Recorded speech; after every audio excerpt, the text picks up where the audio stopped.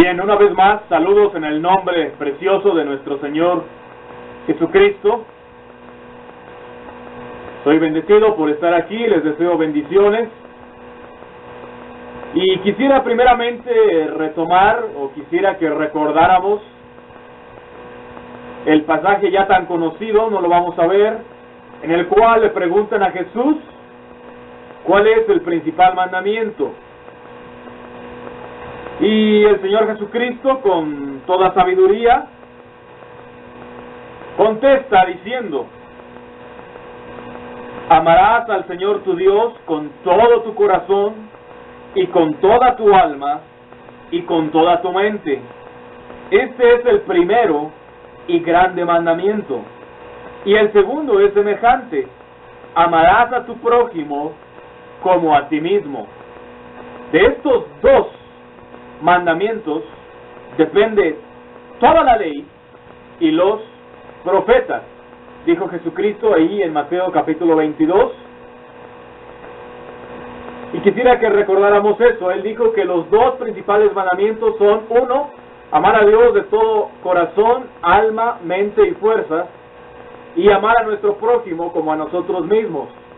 Además añadió que de esos dos mandamientos depende toda la ley y los profetas, implicando que al obedecer esos únicos dos mandamientos, automáticamente obedeceremos el resto de los mandamientos. También en el Antiguo Testamento, recordamos, Dios les habló a su pueblo y les dijo en alguna ocasión: ¿qué pide Jehová tu Dios de ti? Sino que temas a Jehová tu Dios, que andes en todos sus caminos, y que lo ames, y sirvas a Jehová tu Dios con todo tu corazón y con toda tu alma, que guardes los mandamientos de Jehová y sus estatutos que yo te prescribo hoy. Eso es lo que básicamente pide Dios de nosotros. Y en esta mañana que estamos nosotros aquí reunidos, también hay mucha gente que está reunida en el nombre de Jesús, alrededor de todo el mundo.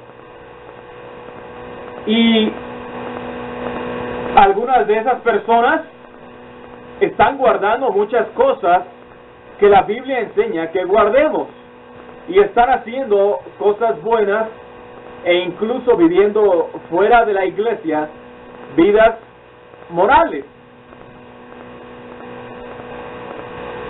Pero todavía no cumplen con el estándar que Dios pide.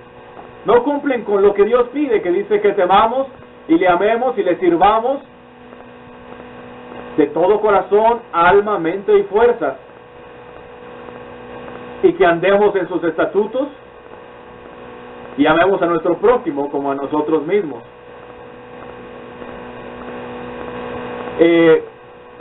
Hay veces, de hecho, en las que nos hemos preguntado, yo me lo he preguntado, a pesar de que yo predico tanto y estoy tan convencido de lo que predico, yo mismo me lo he preguntado, y seguramente ustedes también se lo han preguntado alguna vez.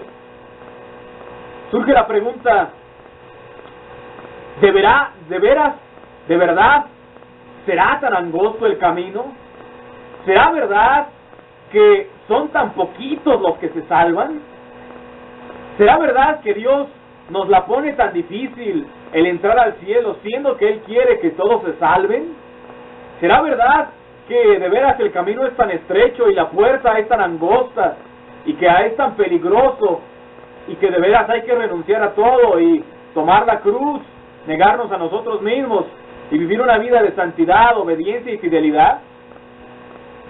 ¿Será verdad que tanta gente que profesa ser cristiana se vaya al infierno? Y sin embargo, cuando examinamos las Escrituras, esas son palabras de Jesucristo, que ya las conocemos. Entrad por la puerta estrecha, porque ancha es la puerta y espacioso el camino que lleva a la perdición, y muchos son los que entran por ella. Porque estrecha es la puerta y angosto el camino que lleva a la vida, y pocos son los que la hallan. Y también dijo: esforzaos a entrar por la puerta estrecha, porque os digo que muchos procurarán entrar y no podrán. Así que realmente sí es estrecha. Pero al punto que voy, relacionando la estrechez del camino que lleva a la salvación, a la vida eterna, relacionándola con lo que Dios pide de nosotros, que Él pide todo, y también relacionándola con aquel mismo pasaje en Mateo 7, cuando después que Jesús habló de la puerta estrecha, Él nos dijo que nos guardemos de aquellos que vienen a nosotros con vestidos de ovejas, pero que por dentro son lobos rapaces. Y me parece que muchas veces aplicamos mal el texto. Creemos que los lobos vestidos de ovejas, pero que por dentro son lobos rapaces, podríamos referirnos a ellos como algunas sectas, o como los evangélicos, por ejemplo, que se llaman cristianos, pero desobedecen muchas cosas. Sin embargo, no está hablando de eso. Y no por excluir por completo a los evangélicos, porque yo todavía creo en lo personal que en las iglesias evangélicas hay gente que sí está caminando en la luz y que está moviéndose en la dirección que debe de moverse, en la luz que tiene. Sin embargo, en general, lamentablemente y tristemente, la gran mayoría de la gente que se autonombra evangélica realmente no vive vidas muy diferentes de las que vive el mundo. Por lo cual ni siquiera podemos decir que están vestidos de ovejas, porque realmente es evidente que son lobos. Es evidente que al vestirse y hablar como el mundo, y actuar como el mundo, y pensar como el mundo, y amar al mundo, son del mundo. O sea, son lobos. Ni siquiera aparentan ser ovejas. Ni siquiera están vestidos de ovejas. Por lo tanto, Jesús no se refería en ese pasaje específico a alguien que profesa ser cristiano sin vivir como cristiano o sin parecer cristiano. No, cuando Jesús habló de lobos vestidos de ovejas, Él estaba hablando efectivamente acerca de aquellas personas que sí guardan varios principios de la fe, que tienen ciertas convicciones y principios cristianos y neotestamentarios, que por fuera parecen cristianos y parece que viven como cristianos. O sea, sí están vestidos de ovejas. Su carácter sí es el carácter de un cristiano. Podríamos enumerar alguna lista de cosas a lo mejor. En el caso de una mujer, es una mujer que se viste con pudor y modestia, que lleva un velo, que aparentemente se somete a su marido. Un hombre que no está envuelto en divorcio ni en segundas nupcias, que no jura, que trata de evitar la inmundicia de la pornografía y la televisión, que tal vez hasta predica, conoce la Biblia, no va a la guerra y guarda ciertos principios cristianos que Jesús predicó y que es necesario obedecerlos, pero que todavía no ama a Dios de todo corazón, alma, mente y fuerzas, ni le teme ni le sirve de todo corazón para guardar todos sus estatutos, porque realmente quiere hacerlo. Y era el caso de los fariseos. Muchas veces también examinamos mal a los fariseos. Pensamos que eran gente completamente corrupta, y ciertamente en un sentido lo eran. Jesús dijo que devoraban las casas de las viudas. Sin embargo, su mayor distinción no era esa. En general, de hecho, no eran gente así desde el punto de vista humano. Al contrario de lo que muchos piensan o hemos pensado, los fariseos no eran gente que desde el punto de vista humano fueran impíos, perversos, pervertidos, degenerados. No eran degenerados, ni pervertidos, ni impíos, ni corruptos. De hecho, más bien Jesús, en varias de sus acusaciones contra los fariseos, los acusó de hipócritas, porque por fuera sí eran muy justos a los ojos de los demás. En una ocasión les dijo: ¡ay de vosotros, escribas y fariseos, hipócritas!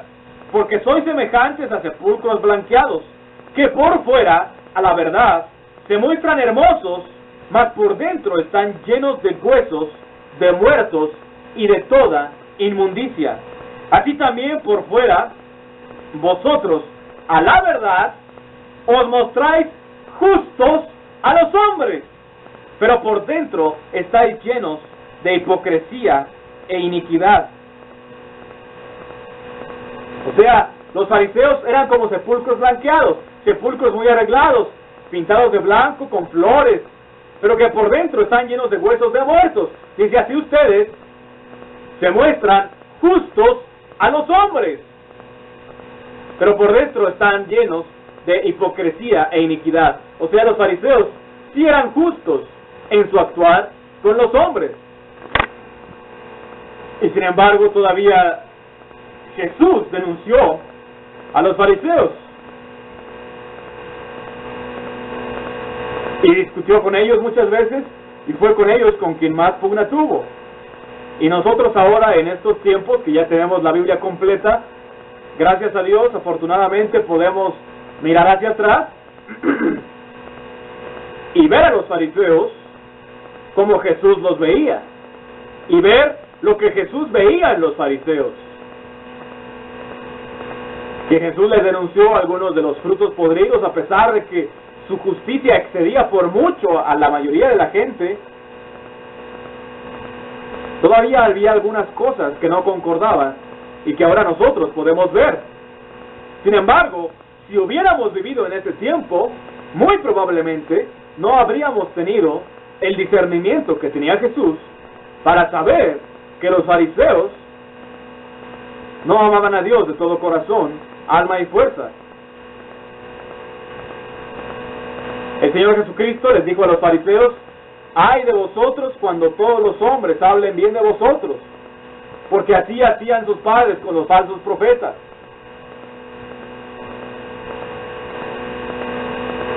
Nadie va a hablar muy bien acerca de alguien que es un escándalo, que es un perverso, que es un impío, que avergüenza a la comunidad. No. Para que la gente pudiera hablar bien de los fariseos, es porque lógicamente los fariseos daban de qué hablar, pero daban de qué hablar bien de ellos. Era porque lógicamente los fariseos vivían vidas piadosas, justas, aparentemente santas delante de los hombres, con honestidad e integridad. Sin embargo, no eran completamente honestos consigo mismos, ni con Dios, ni con Jesús. Eran mentirosos. No quisieron enfrentar a Jesús cuando les dijo el bautismo de Juan de quién era. No quisieron emitir juicio porque no eran honestos en realidad. A pesar de que eran honestos desde el punto de vista humano.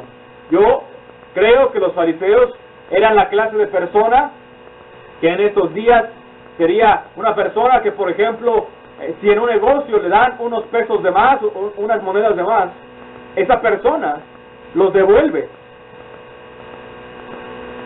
En estos días que ya hay computadoras, cajas registradoras y todo, es un poquito más difícil que la gente se equivoque. Sin embargo, todavía pasa, la gente se equivoca. Apenas me pasó a mí que fui a una tienda de abarrotes hace unas semanas.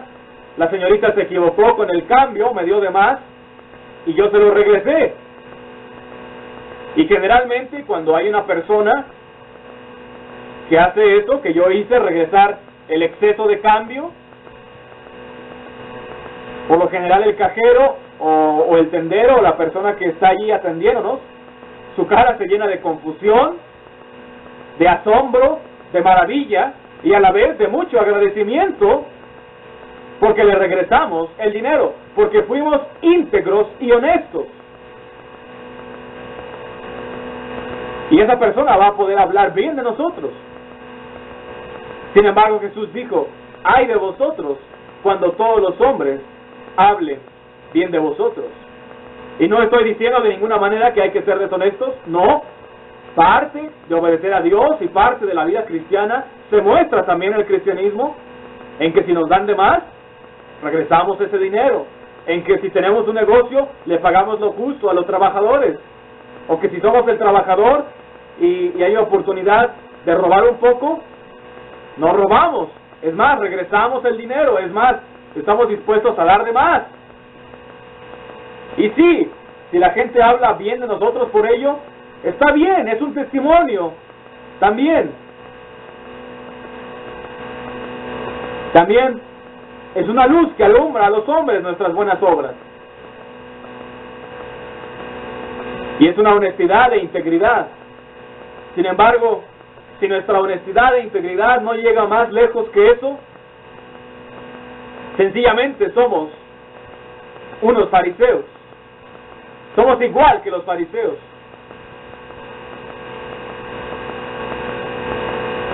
Porque la honestidad y la integridad de la que nos habla Jesucristo no es sencillamente el tener la suficiente integridad para regresar un dinero que nos hayan dado de más. No es suficiente con vivir una vida moral y ser fiel a nuestra esposa, o incluso con guardar algunos principios de la fe. No, la honestidad bíblica es la honestidad en la que uno es honesto consigo mismo y reconoce su maldad y su pecado, aun cuando con ello tenga que humillarse. Y aun cuando sea cristiano, si llega a fallar, confiesa sus faltas a Dios. Y si es necesario, a un hermano, y pide perdón y se humilla. Y la honestidad bíblica es la que es honesta consigo mismo para reconocer que Dios es el Todopoderoso y el digno de todo. Y honesto con la palabra de Dios. Y que tiene la suficiente integridad, que integridad significa ser completo, para completamente entregarse a Dios al 100%. Aun cuando le cueste perder muchas cosas, negarse a sí mismo, tomar su cruz cada día y seguir a Cristo, aun cuando le cueste perder muchas cosas y traer reproche y vergüenza sobre sí mismo. Esa es la honestidad y la integridad que Dios nos pide para andar en la luz por el camino angosto. Así que vamos a ver un ejemplo de esta clase de verdadera integridad y honestidad en Génesis capítulo 22. Génesis capítulo 22, comenzando la lectura desde el versículo 1.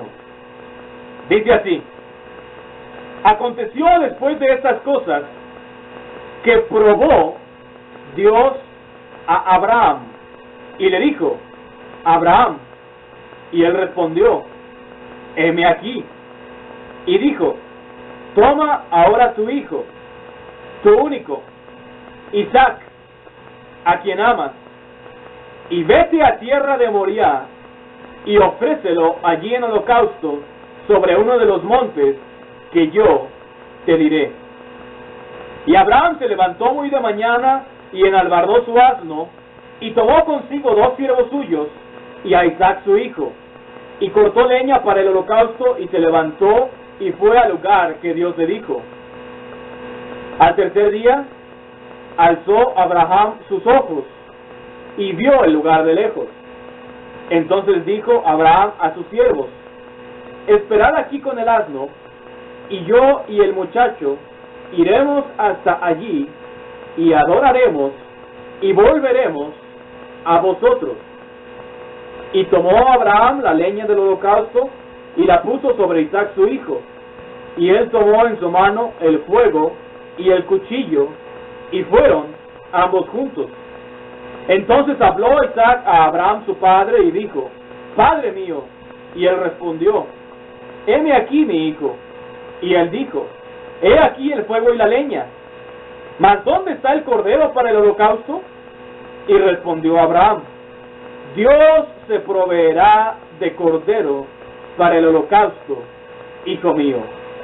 E iban juntos. Y cuando llegaron al lugar que Dios le había dicho, edificó allí Abraham un altar y compuso la leña, y ató a Isaac su hijo, y lo puso en el altar sobre la leña. Y extendió Abraham su mano, y tomó el cuchillo para degollar a su hijo. Vamos a detenernos allí unos minutos, y voy a hacer 2 preguntas de reflexión. Hasta este punto, ¿a quién de ustedes le gustaría ser Isaac? Otra pregunta.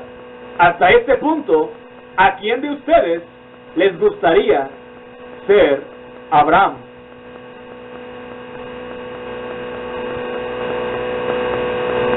Los dos se encontraban en una situación ruda y difícil, ¿verdad?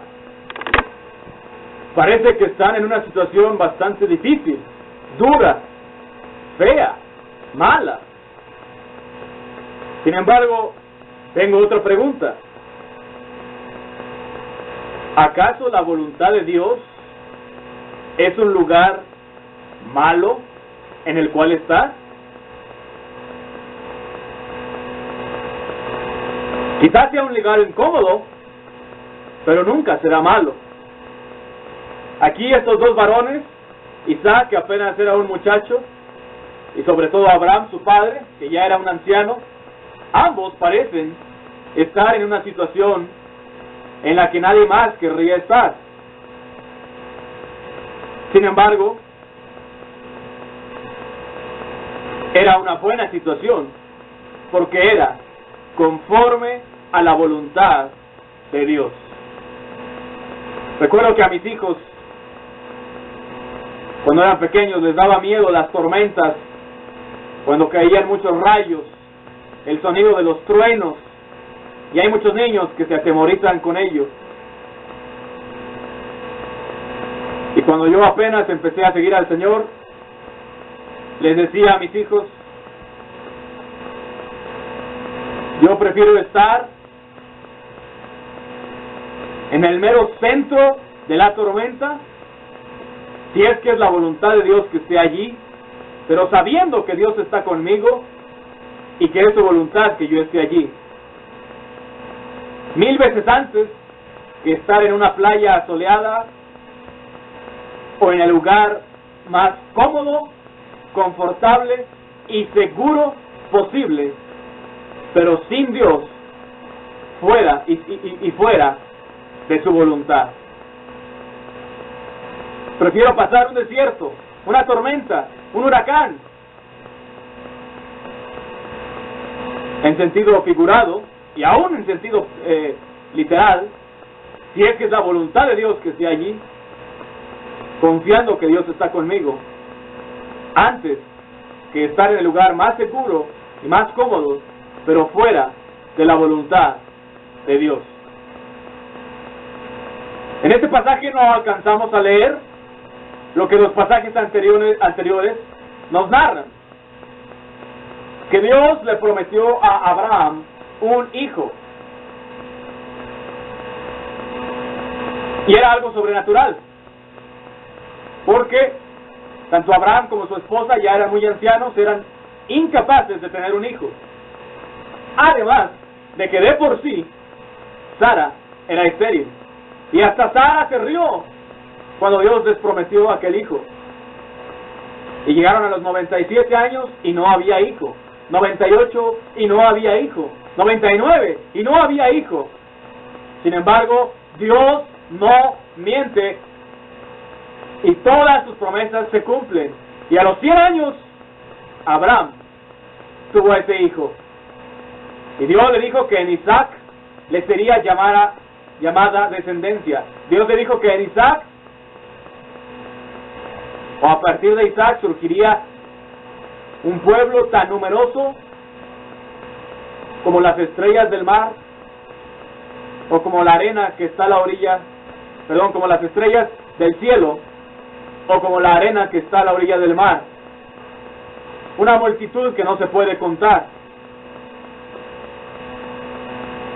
Y entonces Isaac llegó a ser el orgullo, el gozo y el amor de Abraham. Además de que llegó a ser su esperanza de tener una descendencia por parte de Dios. Y además una descendencia que confiara en Dios. Y seguramente Abraham amó a Isaac con todo su corazón. Seguramente lo protegió, lo cuidó, lo disciplinó, lo instruyó en los caminos de Dios, lo enseñó a trabajar y lo amaba. Y era su orgullo y su gozo, y tenía confianza de que algún día Isaac se casaría y a partir de él surgiría una descendencia santa que no se podía contar.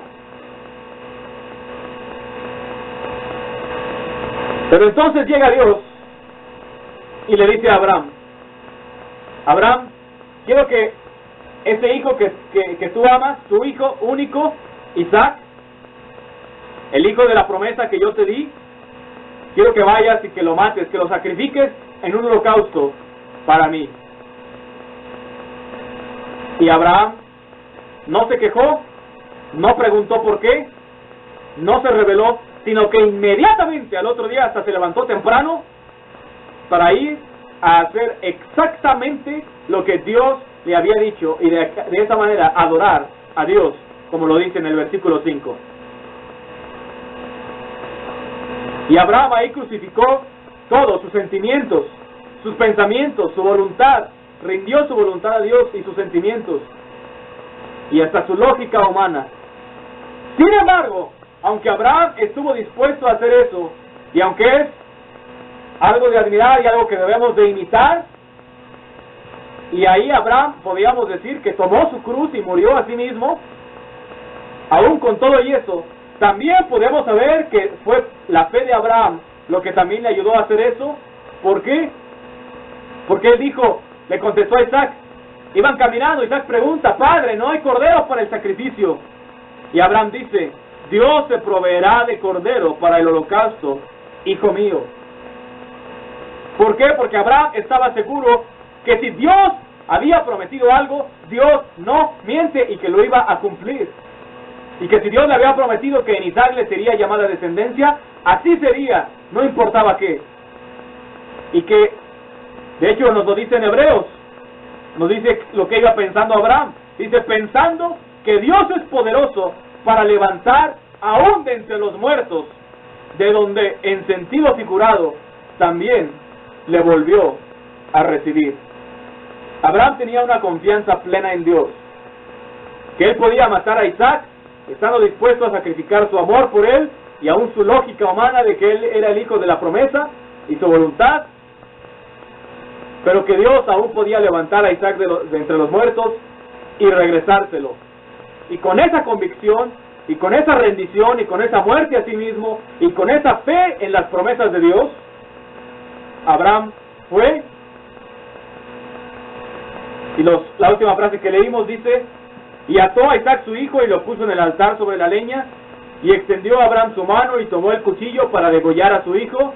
Seguimos leyendo versículo 11. Entonces el ángel de Jehová le dio voces desde el cielo y dijo, Abraham, Abraham. Y él respondió, heme aquí. Y dijo, no extiendas tu mano sobre el muchacho, ni le hagas nada, porque ya conozco que temes a Dios, por cuanto no me rehusaste tu hijo, tu único.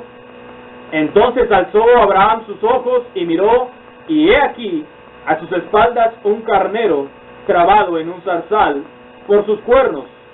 Y fue Abraham y tomó el carnero y lo ofreció en holocausto en lugar de su hijo. Y llamó Abraham el nombre de aquel lugar, Jehová proveerá. Por tanto se dice hoy, en el monte de Jehová será provisto. Vemos lo que pasó, el ángel le detiene, le dice que ya no lo mate, y Dios se provee a sí mismo de un carnero trabado en un zarzal, con el cual ofrecen en lugar de Isaac, y con el cual adoran a Dios en espíritu y en verdad. Y hasta aquel monte le llamaron Jehová proveerá.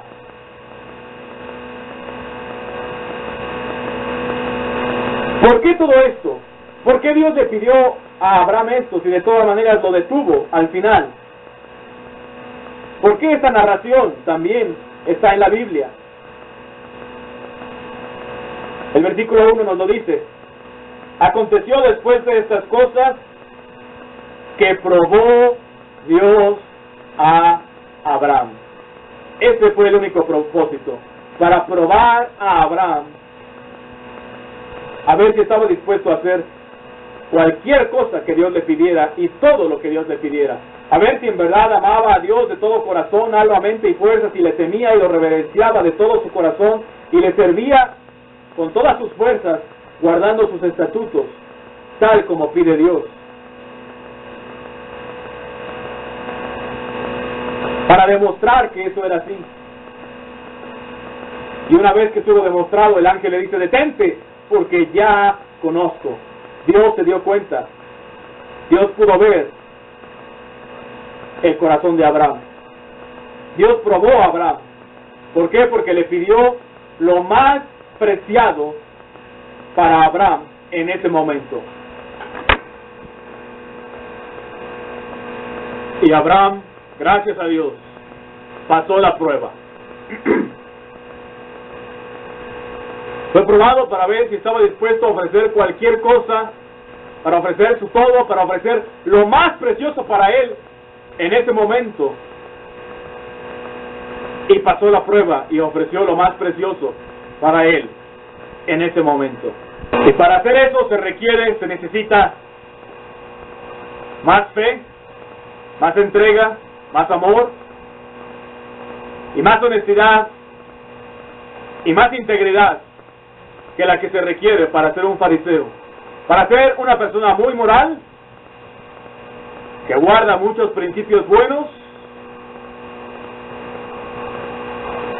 pero que ha sido hallado falso delante de Dios.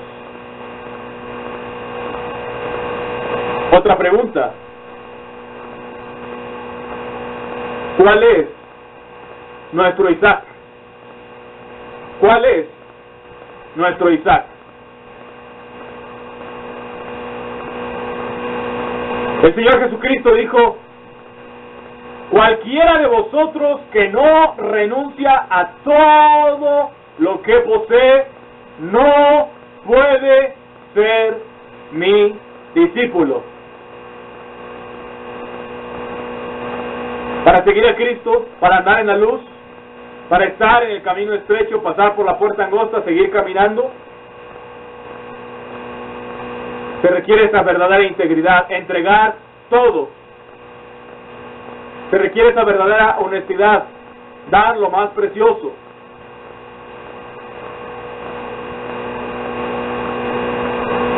El verdadero amor y temor a Dios y la verdadera entrega a Él se manifiesta en eso. Estar dispuestos a perder a nuestro Isaac, a ponerlo en el altar y sacrificarlo y matarlo, y que se vaya y que se pierda. Para seguir a Cristo, primeramente hay que hacer eso. Primeramente hay que sacrificar nuestro pecado, nuestra mundanalidad, nuestros placeres pecaminosos, y después nuestra voluntad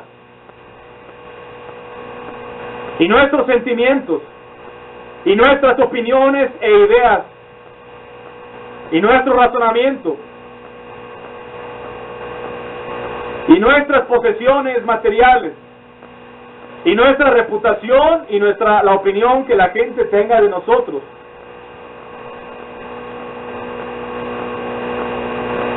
Y nuestra familia, si es necesario, y nuestros sueños, y nuestras esperanzas, y nuestros ideales,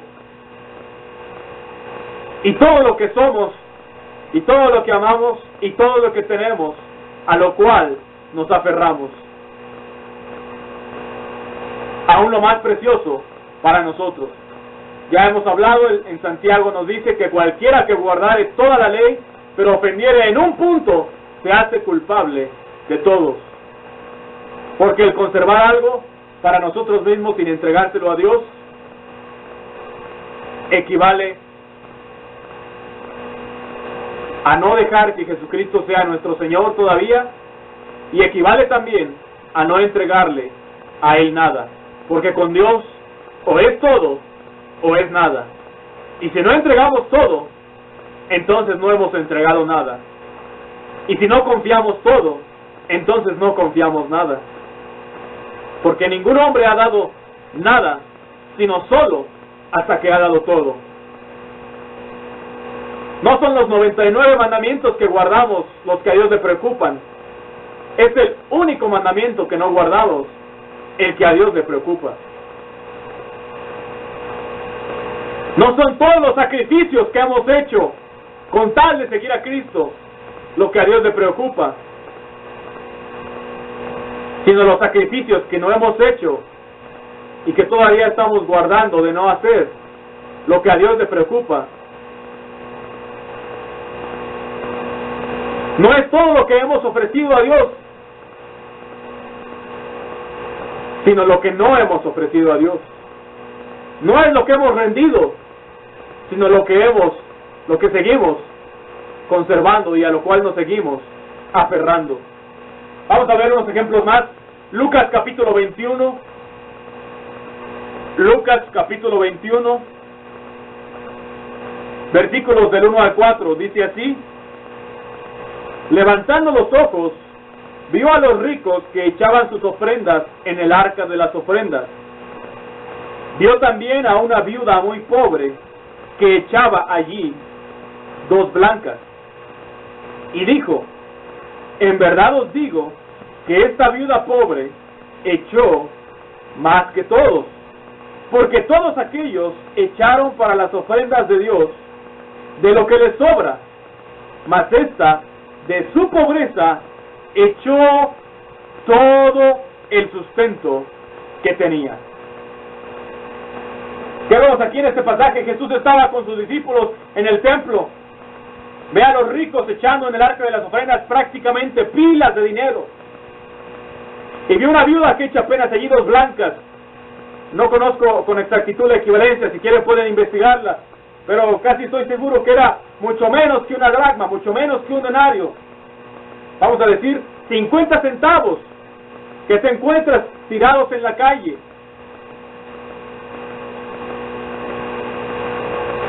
Que básicamente es que con esos 50 centavos casi no puedes comprar nada. Ya ni siquiera un chicle cuesta 50 centavos. Sin embargo, delante de los ojos de Dios, se dice que esa viuda echó más que todos. ¿Por qué? Porque echó todo su sustento, todo lo que tenía. Cualquiera de vosotros que no renuncia a todo lo que posee, no puede ser mi discípulo, dijo Jesús. Cualquiera que guardare toda la ley, pero ofendiera en un punto, se hace culpable de todos. Mateo capítulo 13. Mateo capítulo 13, versículos 44 al 46, nos dice así: además, el reino de los cielos es semejante a un tesoro escondido en un campo, el cual un hombre halla y lo esconde de nuevo, y gozoso por ello va y vende todo lo que tiene y compra aquel campo. También el reino de los cielos es semejante a un mercader que busca buenas perlas, que habiendo hallado una perla preciosa, fue y vendió todo lo que tenía y la compró. Cuando toda la vida hemos anhelado algo y lo hemos buscado con afán y lo hemos perseguido y un día lo encontramos, entonces nada más nos importa más que aquello que hemos encontrado. Un tesoro, una perla. Y yo quiero decirles, Jesucristo es el tesoro mayor. En Él están todos los tesoros escondidos, dice la Biblia. Y Jesucristo es la perla de gran precio. Pero para obtenerlo hay que dejar todo, hay que vender todo, hay que sacrificarlo todo para ganar a Cristo. Como el apóstol Pablo. Hay que imitar al apóstol Pablo.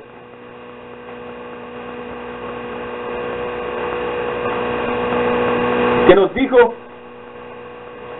pero cuantas cosas eran para mi ganancia, las he estimado como pérdida por amor de Cristo. Y ciertamente aún estimo todas las cosas como pérdida por la excelencia del conocimiento de Cristo, mi Señor, por amor del cual lo he perdido todo, y lo tengo por basura para ganar a Cristo. Esa es la verdadera integridad. Y esa es la verdadera honestidad. Y esa es la verdadera verdad. Y es la verdadera forma de seguir a Cristo. La única. Amar a Dios significa que no hay nada en el mundo que no estaríamos dispuestos a ofrecerle, sino que como Él es para nosotros una perla preciosa y un tesoro, sacrificamos todo. Todo lo demás es un sacrificio, todo lo demás es basura, todo lo demás, aún lo más precioso, se lo podemos entregar. No como en un sentido sacrificial para apaciguar su ira, sino porque le amamos y Él se agrada de la obediencia, y Él se agrada de que nos entreguemos a Él.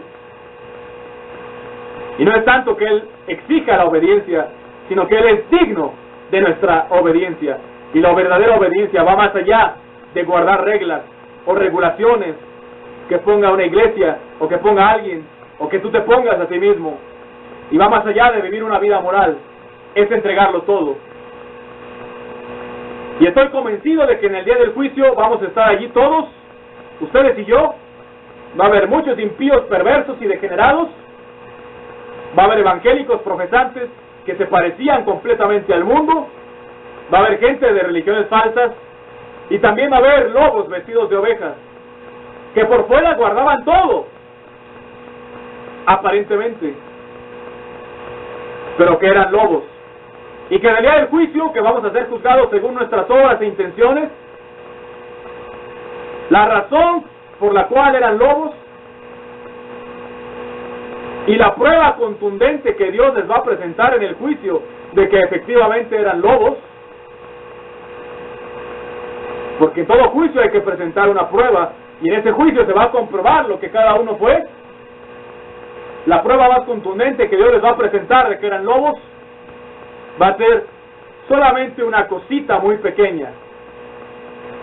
Va a ser una recámara de su corazón que no estuvieron dispuestos a darle a Dios, una llavecita que no estuvieron dispuestos a darle a Dios, suponiendo que nuestro corazón fuera así como un edificio, una casa, una sola recámara, una sola llave de una recámara, de la fuerza de una recámara de su vida y de su corazón, que no estuvieron dispuestos a rendirle completamente a Dios. Un pequeño Isaac que era demasiado precioso para ellos, que no pudieron, que no quisieron más bien entregarle a Dios.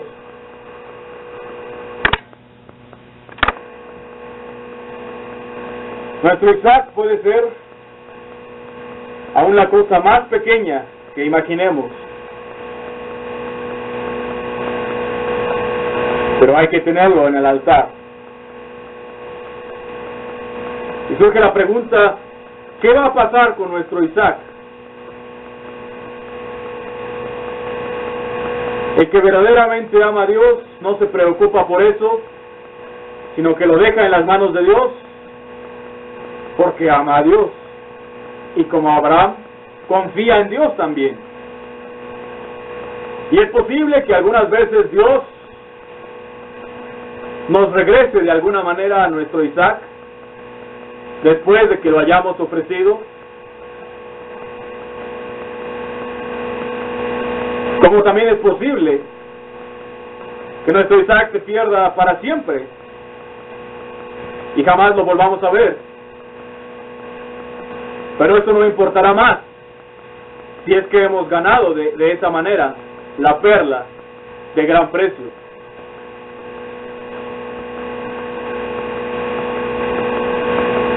Recuerdo cuando apenas me convertí, entregué a Dios todo, mis posesiones, mi vida, mi trabajo, mi familia, mis hijos. Yo pensaba que al hacer eso, por ejemplo, mi familia iba a ser una familia cristiana, mis hijos iban a llegar a ser misioneros. Sin embargo, tomaron un rumbo diferente.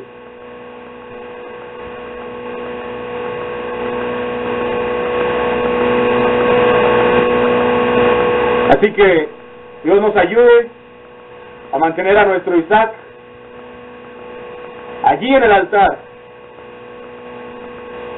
No le va a pasar nada, Dios lo va a tener allí. Y si es necesario sacrificarlo, para que estemos más cerca de Dios, tendrá que ser sacrificado. Y si no, entonces estaremos esperando al carnero trabado en el zarzal. Dios nos regresará a nuestro Isaac. Pero confiar en Dios y amarlo y temerle significa dejar eso en sus manos y entregarle todo. Y en eso consiste la vida cristiana. Los demás mandamientos y las reglas y las regulaciones son solo eso, reglas. Y nos pueden hacer parecer muy justos delante de los hombres, como sepulcros blanqueados. Pero si no hemos entregado a nuestra Isaac, delante de Dios no vale nada todas las reglas que guardemos.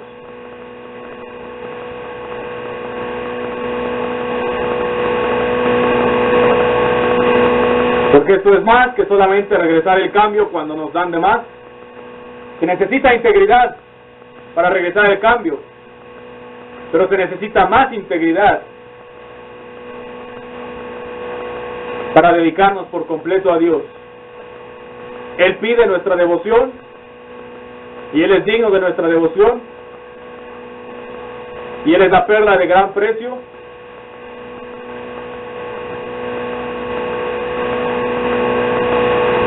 Y podemos confiar en Él cuando le entregamos nuestro Isaac. Él no es digno de lo que nos sobra como aquellos ricos, sino de todo como aquella viuda. Y eso es lo que vale delante de Dios.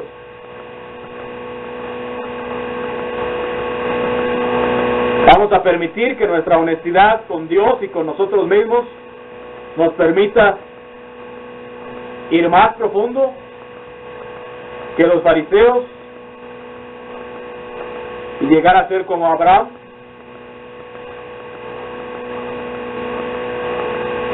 Que Dios nos ayude a que así sea y que Dios bendiga su palabra.